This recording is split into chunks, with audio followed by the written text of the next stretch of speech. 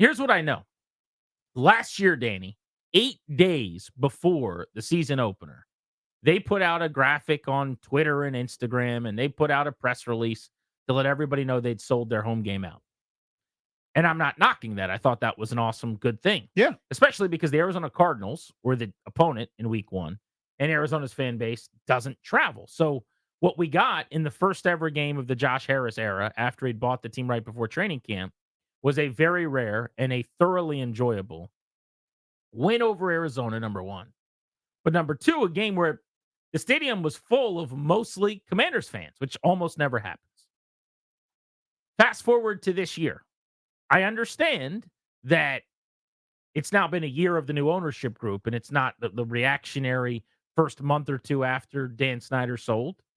But you now have a main event and a main attraction in the number 2 overall pick quarterback, Jaden Daniels. Last year, you had a second year, 5th round pick who had played a couple of quarters worth of football, and nobody knew if he was any good. And they sold out. And what you and I have been saying a lot, what I was kind of clamoring for with more interest and more excitement and more juice for the season was it does not seem like there's a whole lot of momentum going into the year here. I feel like this is somewhat evidence of that. No? Like, is this discouraging or alarming in some way? Like, what do we think of that? That a year ago, 8 days before the opener, we already knew they sold out.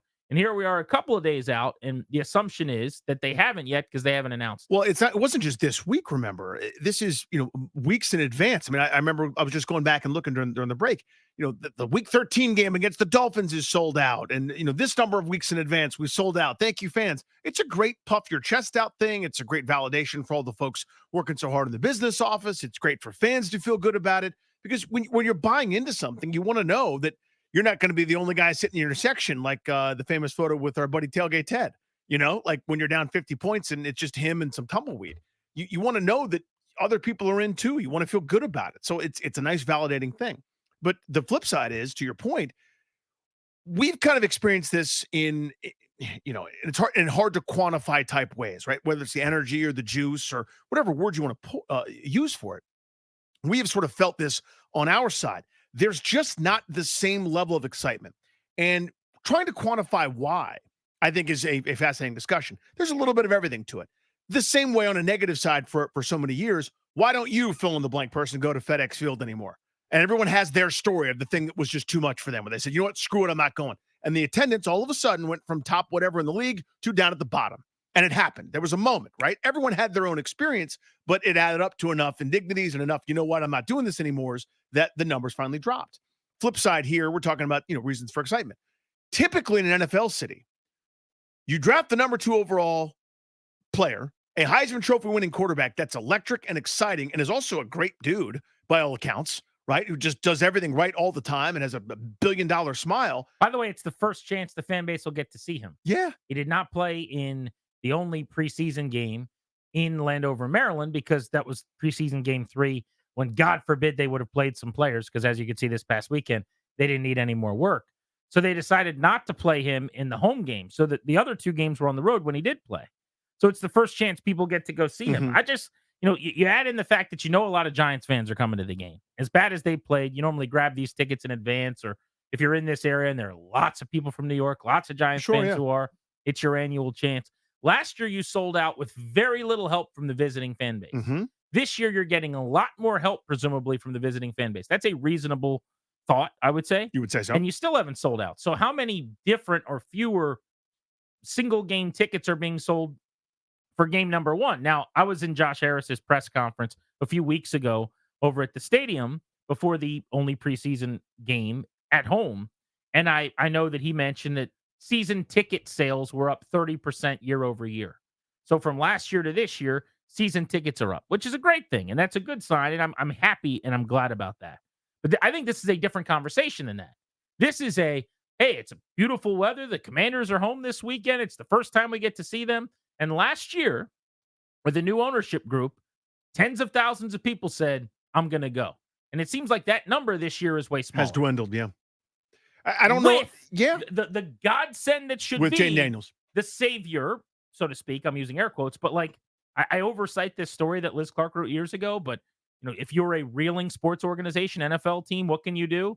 You hire a hero coach, like a Jim Harbaugh type that everyone says will change everything, and you put him on a pedestal, or you go get a new quarterback high in the draft. That was basically the research it showed. Those were the two things for business to boom. And they basically did one and a half of those. I mean, I wouldn't put Dan Quinn in that category, but they have a new coach, they have a new GM, they have a new quarterback. Openers in a few days. Yeah. Hopefully, we get the email any minute now. I think it will be sold out. In fact, I can't say I'm positive, but I would be shocked if it isn't. But my point is, we're behind last year's schedule pretty considerably. That part's indisputable, right? So, and again, we're not criticizing anybody. I don't want to speak for you. I'm certainly not. I'm not upset with anyone. Who is there to criticize? Right.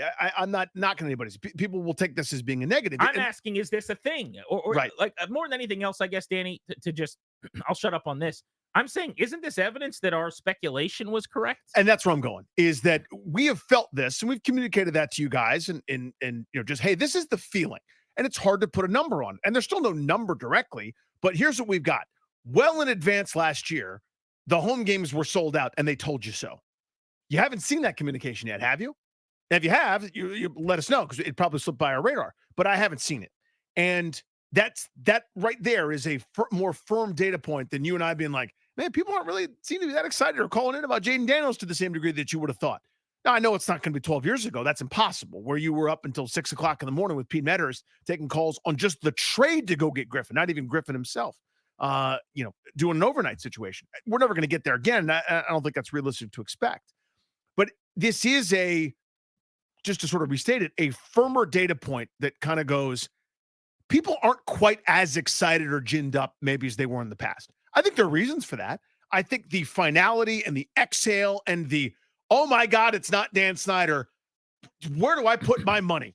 Let me do something to commiserate and be so joyful. We've had a year of that where it's still not Dan. I'm still in a honeymoon phase where, big picture, I'm thrilled. Eventually we'll get out of that. But I don't think people have that run around with their hair on fire. I've got to do something to show it. Well, I want to cut one idea off maybe before it gets started too, which is if someone's going to say, well, last year it was week 1, so we hadn't seen them play. And this year it's week 2 and they just played and it was terrible. So I'm less excited to buy a ticket. Because last year, I'm just read the story on Pro Football Talk. Mm-hmm. The announcement was made over a week before the game. Exactly. So my point is, last year the game was sold out before they even kicked off against the Bucs as it pertains to this season. Now, I think it is reasonable to ask the question, though, if you watched that game and you were thinking about going to week 2, does any part of you feel less inclined to do so? I would say personally, I would still go to this game because the Giants are a lot worse, because it's the first time I'll see the team all season, because I've never seen Jaden Daniels in person if I'm a fan of this team who didn't travel for the preseason, didn't get to go to training camp practices or whatever. So I think I would probably still go, but it's a lot of money. You're talking about committing an entire day. When my wife goes as a season ticket holder and I'm at the game for work, like that's babysitters. A lot of people have to hire a babysitter. That's more money. You're leaving your house at 9 a.m. for your tailgate. You're not getting home till 4:30. There's a huge commitment. And there are probably people, Danny, who are on the fence thinking, yeah, I'll probably buy a ticket. And then you watch them play against the Bucs and you're just not as excited. I'm not doing that. Yeah. I think that's reasonable. I do too. But again, the difference is quantifiable. And you already said it. Last year, they didn't need a sample. Last year, without Jaden Daniels and with fifth round Freddie, Sam Howell, who Ron Rivera just sort of discovered might be able to do it. That's still the thing I cannot get my head around is that there were more vocal, loud people excited about Sam Howell last year than there are for Jaden Daniels, which is just laughable to me. In our little sphere of the world that we see for Commanders Nation, I don't know what the numbers would be on a social media study on Twitter or anything, but the people that engage with us, it was, everyone can tell me I'm crazy. I mean, the proof's kind of been in the pudding every step of the way here. And I think the ticket thing going into game 1 is a tell. It is. And this is partly, again, we're trying to think of this on a macro level, but all we can do is look through our own sort of micro experiences, if that makes sense, and try to apply it to something larger. And here's what I mean. I, for one, as a fan, as a lifelong fan, I don't know when I reached my ultimate breaking point where I just stopped having the ability to believe. It probably was during the Shanahan time, where an adult couldn't fix it still, and there was not that meant to me that nothing ever could. But just beyond that, even with this new group, and they don't have all the baggage that I have, and I understand that they're just doing their best. But some of the promising and some of the this is different, this is different, this is different, and then having it not be is deflating. So now when you promise me, I don't believe you anymore. That's the risk of promising too much and not delivering. You meant well, and I don't even mean just with regards to week one. It's just the kind of this sort of continuation of we're selling you guys on this. Wait till you see this. I've been sold this by a bunch of different people, a bunch of different times, and lost and been embarrassed. So I don't believe you yet. People wasted their good this on Rivera. You wasted your good surprise on the last time. Let's go to George in Fredericksburg. What's up, George? George. What's up, boys? First and foremost, great conversation. I'm loving that we're having it because it definitely is a macro discussion. Yeah. I think it's a culmination of a lot of things, and I think you guys have touched on a lot of them. First off, in comparison to Robert Griffin, you're talking about branding, Redskins versus Commanders. I think that's a big thing. It's a factor. It is. I think the novelty last year it wasn't really Sam Howell. It was we don't have Dan anymore, and that's why people came back. And now, that people are kind of over that, and it's like, okay, now I want to see change.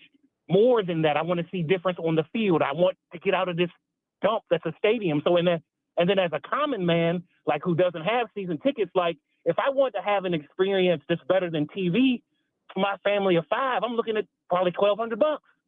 Yeah, 1,200's a ton. I mean, is that about right? You think? When you add it all up, that's not crazy. It seems like a lot because you could get tickets for what, a little over $100. Where's the other side? I mean, really, it's not worth picking nits on the number. It's a lot of money. There's no doubt. I mean, if it's a family of 5, we're talking about, I would have said like 800 or something. Yeah, I don't know how exactly it happened. Crazy amount of money. Right. I don't know how exactly it happened, but I'll just tell you this. When I took my 6-year-old to a Nats game, I somehow spent $150. Yeah. And I got a credential. Well, so I can tell you how that. Did you go in with your credential? I did. But I was like, I'll save a little bit of money. But I got him a ticket. I still somehow spent $150. First of all, that's hilarious. Yeah, that you did that. That's really fun. Because I knew I was going to be spending a ton. Even on somehow it was a kids eat free day. Somehow I spent an outrage. Like you can't stop. Well, every day is a kids eat free day there. Yeah, because all you got to do is go to section 114. There's a bunch of them. Actually. But we didn't like the look of that hot dog or something. Get the brown bag. But we didn't want that juice box, whatever the hell the reason was. And I went to Dippin' Dots 11 times, and I hate Dippin' Dots. I hope it closes. I didn't mean that. That was too far. I'm sorry, Dippin' Dots. This point is true. It probably had way less to do with Howell and just everyone wanted to celebrate last year, which is fine. But I guess my point is, like, the proof is here, right? We have not heard. You think they would have sold out and not told us? They don't want to get the word out? Yeah. If they don't want to pat themselves on the back for a sellout like they did last season? Of course they do.